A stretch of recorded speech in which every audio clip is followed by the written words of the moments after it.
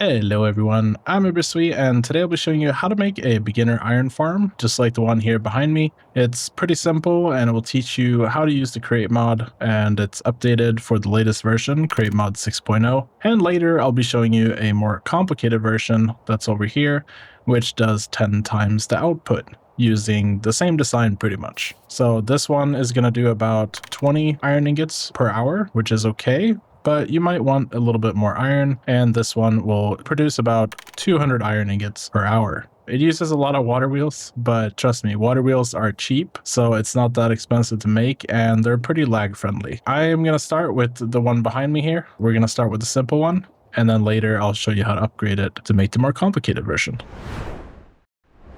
Now, this here is all the materials you'll need to create this iron farm. The andesite casing right here is actually not needed for any kind of block or anything. It's only used for decoration, so it will not be consumed when you use it, but you do have to craft it. Also, if you need leaves, you can shear these with a set of shears from any tree. It doesn't have to be oak leaves, it can be any kind of leaf. I've added 64 stone here as building blocks. You could have any kind of block. If you do have fire tick on or something like that, you probably don't want to use wood. However, in previous videos I've also used like copycat panels, which could be used here as well. To begin building the iron farm, the first one we're going to do is put down 3 blocks just like so, and then on top of this block we can put our water wheel. Now we can go ahead and remove those blocks, and then we put 1, 2, 3, 4 water wheels just like so. And then I'm going to go ahead and build kind of like a little enclosure, I guess, around here that's going to hold our water. An easier approach would be to put the water below the water wheels, but for this video we're going to go with this, and then we need like a little area here where the water is actually going to run down and catch, so we don't have water overflowing all over the place. And then we're going to place 1 water bucket on top of each water wheel, just like that. And that's why you needed the 4 water buckets here. Now that our water wheels are spinning, we do have power, but it's going a little bit slow, so we need to go ahead and speed this up. So what I'm going to do is remove these blocks here, and our water is going to stay there, so don't worry about that. And then we're going to place a large cogwheel right here, and then a small cogwheel just above it like so. Then on top of that small cogwheel, I'm going to put a large cogwheel. And you can see now that this cogwheel is spinning at 4 RPM, and we have double the speed here to 8 RPM, because every time we go from large to small, we double the speed. Now, for our andesite casing, this is a trick that was shown to me by Batsy in one of her videos, and it's really neat. You can put andesite casing as decoration on top of your large cogwheels, or small cogwheels for that matter. And what it's going to do, it's going to prevent the connection between cogwheels. So I can place cogwheels on top of each other. And what we're going to do is we're going to place a small cogwheel right there, just like so. And we have now doubled the rotation once again. So we go from 4 to 8 to 16 here.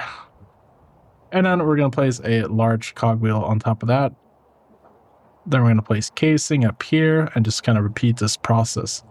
So we go up here. Now we're at 32.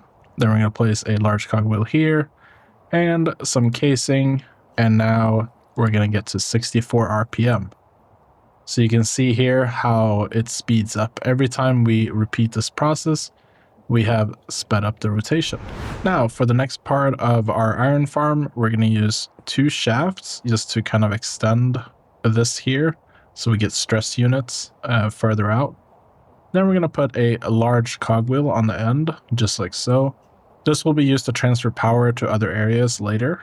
But for now, we're just going to put a mechanical drill on the end of that large cogwheel, just like so. And you can see that it's now spinning. If you're wearing your goggles, the engineering goggles right there, then you'll be able to see that this is running at 256 SU, or stress units. And our entire machine is going to be using about 2000 SU, and each one of these water wheels is generating 512 SU. So now that we have our drill, we can take some stone blocks, and I'm just going to place one on the side of the drill like so. And then we're going to go out 1, 2, and then one block, like leaving one empty block between our drill and this leaf block here. I'm going to place that just like so. And then we're going to take our water bucket and just right click on the leaves, and that's going to waterlog our leaves. Now, up top here, I'm going to place some stone just like so. And this is going to be the place that contains our lava. So I'm going to place lava right here.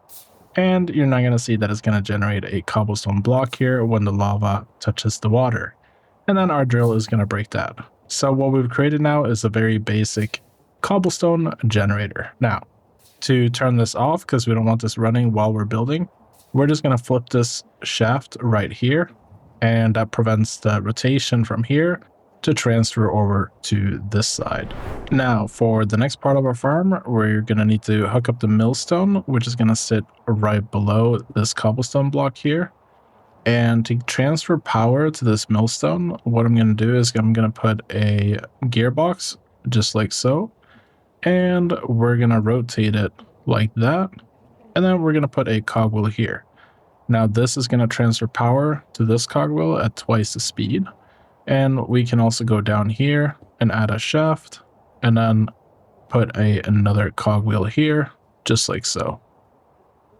Now, one thing you had to do in old versions of Create is you had to make sure that this millstone was spinning at twice the speed of this drill here, but that's no longer the case because now this cobblestone will directly input into the millstone.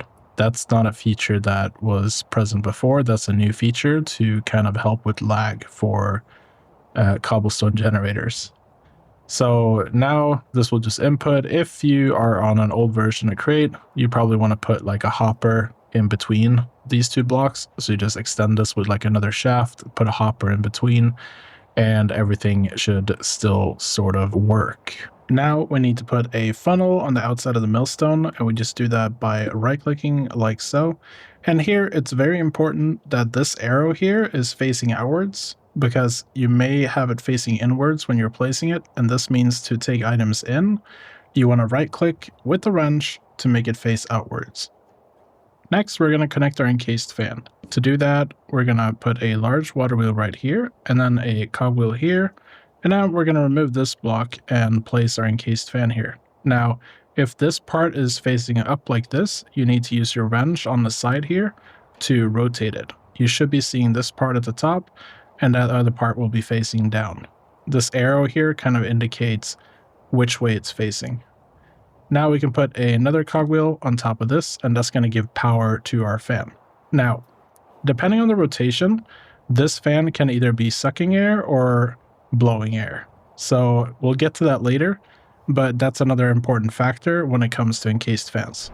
In the next step, we're going to take some stone and we're just going to go down one, just like so, and then one more, and then we're going to come out just like this. Actually, we only have to place one block like so. And then right here is where we're going to place our brown toolbox. And this is going to serve as a filter. So if you ever filled up like a whole chest with items, it's kind of the same concept here, except like if I put some oak leaves in here, you can see that there's one in here. If I remove it, it still says 0. So this slot is saved and only oak leaves can go into this slot here. So you don't need items in here in order to make a filter. And if you want to remove the filter, you can just click to remove it. Now, I'm going to place an andesite funnel right here. And when the farm is actually running, we're going to want this to have the arrow facing this way. But as we're getting things started, we're kind of debugging things, we want to have this facing the other way, because we need to generate some iron nuggets and some flint now in order to be able to set our filters here. Let's go ahead and flip the farm back on here, and we should now see that it is going to be milling some cobble here. So you can see that there should be, and for some reason it's, oh yeah. So yeah, this is good that we have this issue actually. So you can see our gravel is getting stuck up there in the leaves. Can you see that? There's some gravel just floating there. You might be saying, oh, why is that happening? Oh, that's because our fan is spinning the wrong way. If that happens, what you can do is you can go over to your water wheels here, and you just need to flip the direction that they're moving. You basically build up the same thing we had on the other side, but on this side. So we build like a little area where our water can come down, and then we'll, pick this water up with water buckets or something. But we'll basically remove that, and then we'll grab our water buckets, and we'll place the water on the opposite side of the water wheels, just like so. And now we've flipped the direction that they're rotating, and that means the direction of everything else has flipped now. But the only rotation we're worried about is actually the rotation of our fan. And now, instead of sucking items up, it's blowing. When air blows through water, it's called washing. Now we're washing our gravel here. So if we go up and we take this, you can see that we did get some gravel, we got some flint, and we got some iron nuggets. Now that you have that, you can right click on your brown toolbox here, and I like to set like half my slots to iron nuggets, and you can just pick them up and like move them as you wish. You don't have to have anything in the slot. You just want to make sure that you fill all the slots with something. So in my other slots, I'm just going to fill them up with flint, just like this. As long as everything is filled, then we're going to have a filter. And what you can go ahead and do now is you can wrench this, and you're going to see that all the flint and everything that's here, that's going to go into our toolbox via this funnel. So now there's only gravel here, and all the flint and everything, it's been put in here. There's the basic iron farm setup. Now I'm going to show you how to add a belt and a mechanical press to turn these into iron ingots automatically. So to automatically convert our iron nuggets into ingots, we're going to add a couple of shafts here that can hold a belt, just like so. With an extra belt in hand, we can right click on the belt to extend it. Now we're going to place a funnel on our gearbox here, and once our belt starts rotating, items will come out of here and go onto our belt. What I want to do is I want to get rid of all the flint because I don't really have anything useful for the flint. So we're just going to place a temporary shaft here, and on top of this shaft, I'm going to place our toolbox here, and we're going to place another funnel here. And now you want to make sure that the arrow on this funnel is facing towards the toolbox like it is for me. If it's like this, you just need to wrench it to change the direction so that it goes in. From here, we can steal some flint because basically for this toolbox, we're only going to need flint. So we're just going to like put flint in every slot here because we're just going to be dumping this. If you want to keep flint for something, then you can do something different than what I'll be doing with the flint. But this will allow you to like separate it out from the iron. And then I want to put a basin right here. So with a press, we can automatically convert the nuggets to ingots. We just need another funnel here that will take our nuggets into the basin. And then we can put a mechanical press up here on top. Oop. Like so. And we can wrench this as well to rotate it because I want the shaft here to be facing this way. In order to give this mechanical press some power, we're going to take a shaft and put it in the belt right there. And then we're going to take a gearbox, connect it like so, and flip it upwards with our wrench. Then we're going to go 1, 2 shafts up, and we're going to take another gearbox, and we're also going to rotate that. Now we're giving rotational power via the belt to our mechanical press here. Now we're going to go back to our brown toolbox, which has all the flint here, and we're going to add a chute right below it, and that's going to take all the flint from the toolbox and dump it in here. And then I'm just going to look at the block here and put some lava in there. Basically, what's going to happen now is any flint that gets in here is just going to go into our chute and into the lava and get destroyed. Now, we want a place to store all our iron ingots. So I'm going to place 2 stone blocks here. And then we're going to take and make a double chest, just like so. And we're going to put an andesite funnel on the end here. The only thing that's left is to give this mechanical press some power and also rotate our belt. The mechanical press is going to cost a lot of SU if we run it at 64 RPM or 128 RPM as this is rotating at. So we need to slow this down a little bit so our stress unit cost is lowered. So now we're doing the opposite of what we did before. We're slowing down rotation. So we're going to go small cog here to large cog. Now we're going to put andesite casing here, just so we can put another cog here. And we're going to put our small cog right there with a large cog connected like so. And then we're going to take a gearbox and put it right there. And when we rotate it up, hopefully the belt should rotate in the right direction. And you can see now that all the flint is getting taken out and is going in there. And that's going to dump it, getting destroyed here. So we have that working. And eventually we'll also get the iron nuggets. This is going to take a little while. Like, it is taking out stuff faster than it is inputting, but we can help it along a little bit. So you see 60 iron nuggets. We'll just take the flint out of here real quick. And now it should start taking the iron nuggets. And we can see that they're going out on the belt here. And we should see the press start up. Bam. And it made an iron ingot. There we go. We already have 2 iron ingots. And like I said, this should produce about 20 iron ingots per hour. And there's also a schematic available in the description down below. If you don't want to build this manually, you can just import it via the schematic cannon. Now in the next step, I'm going to be showing you how you can upgrade this to do 200 iron ingots per hour.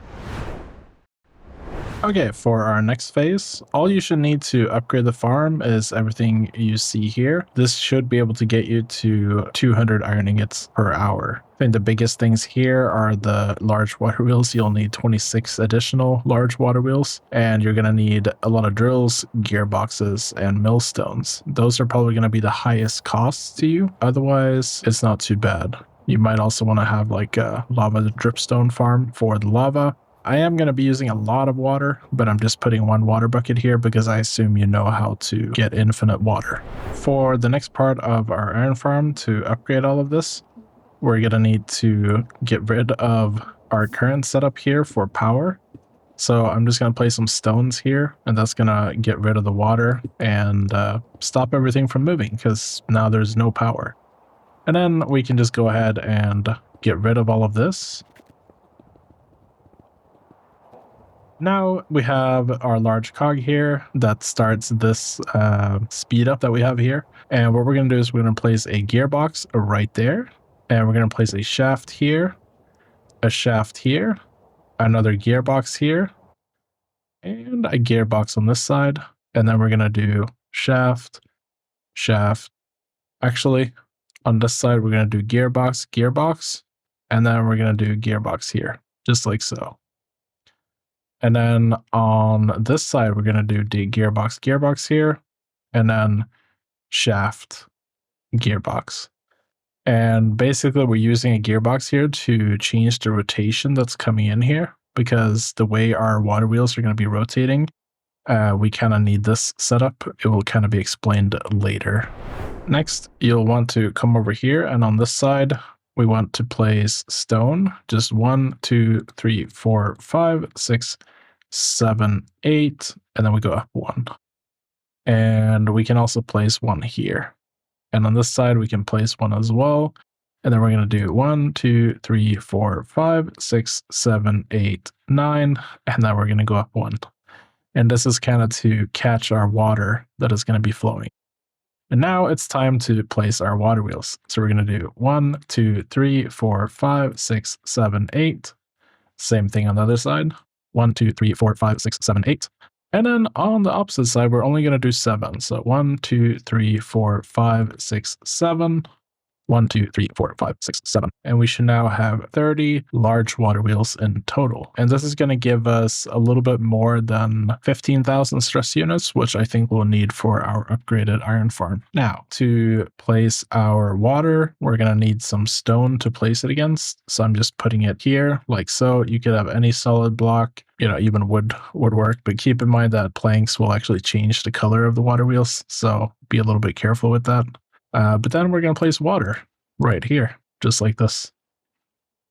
And on the opposite side, we're going to place more water on this side. So we're doing them on alternating sides. And basically the reason for this is, well, for looks, I guess. There is no real reason, but this is the way that worked for me as I was like testing it out, and I think it looks kind of nice. But now we have power. Now we can upgrade our actual iron farm here. But to kind of not have it running as we're working, I'm just going to go ahead and take one of these shafts And we're going to flip this one right there. Now, to make some room for our additional millstones and everything and drills and all that, we're going to go ahead and just take this and go 1, 2, 3, 4, 5, 6, 7, 8, 9. And then we're going to need an end block just like that. We're going to go on the same side, do just as many blocks. And this is where our new lava will go once we're ready.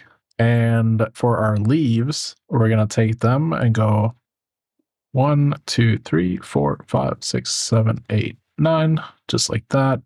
And these need to be waterlogged as well.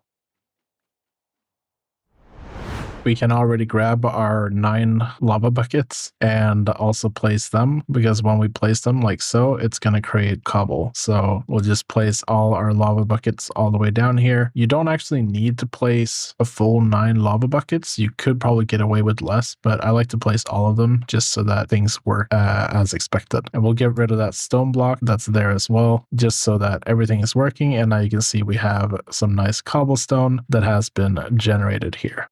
Now we can take our drills here, and if you hold shift, they'll face the opposite way. And we're just going to place them. Oops. We're just going to place them all the way down like this. And we also need to break this block here because that also needs a drill. Then we can get our millstones, and we're going to go 1, 2, 3, 4, 5, 6, 7, 8, 9. So as you can see, we're adding 9 more of everything here. And then under these, we're going to want chutes. So this is going to be a little bit different than what we had here, but it will be more efficient. So we're adding 9 of these as well. Next, we want to take our andesite funnel and we want to place it here on this toolbox right there. And this is going to be accepting iron nuggets that are coming in. Next, we want to place some stone down here, and we also want to place some stone back here. And right here, we can actually place our encased fan, and it needs to be facing this way. And you should cover this part here with stone also, but what I'm going to do is I'm going to take and use some frame glass, and this is only so that you guys can see what is going on. You could use any type of material here, but I will use glass just to make it more visible, but you could just use stone instead if you wanted to. And then in here, I'm going to place a bucket of water so that the water is just flowing down this way. We probably don't even need the water flowing like this, but it's going to help the fan with the washing of the gravel. Next, we need to hook up some power to our additional drills here. And what I'm going to do is just put a shaft on each drill. Now, you could save some andesite here if you don't want to make it the way I do by kind of going in with the shafts and making them uneven, but I kind of wanted them to be even. So what I'm going to do is I'm going to put a cog here and then just keep this going like that in a line. Doesn't matter which way our drills are spinning. We just need to give them power, and we achieve that using those cogs. Then to give this fan some power, I'm going to put a large cog here and another large cog down here and a cog wheel. And now we have power here to the fan. This fan, it needs to be spinning, like it needs to be blowing instead of sucking, because if it's sucking, all the gravel is going to get stuck here. So we need this to be blowing. And if you followed everything the way I did it, it should blow because all the rotations should be the same. But if it's not working the way that it should, you might have to tweak this a little bit, add some gearboxes and like play around with this to try to make it work correctly. And if we have done everything correctly now, we should be able to flip our shaft here by wrenching it. And everything should just start working, and we should have 10 times the iron we did before. So let's try it and see what happens. There we go. It's running. This fan is blowing. We can see that it is washing. And we can also see that this fan is also blowing and seems to be washing. The way you can tell that items are being washed is you see these like white particles here. That's really important. And there you have it. That's how you make an iron farm that outputs 200 iron ingots per hour, and we did it all without using any brass. Thank you so much for watching. If you enjoyed the video, make sure to give it a like and subscribe if you want to see more of my content. It helps me a lot. If you have any questions about the iron farms, please do leave a comment down below or join my Discord where you can share a screenshot to make debugging easier. I also want to say a big thank you to all my Patreon members.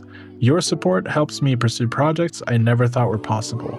Thank you so much. And to everyone still watching, thanks again. I hope you have a wonderful week, and I'll see you next time. Bye bye.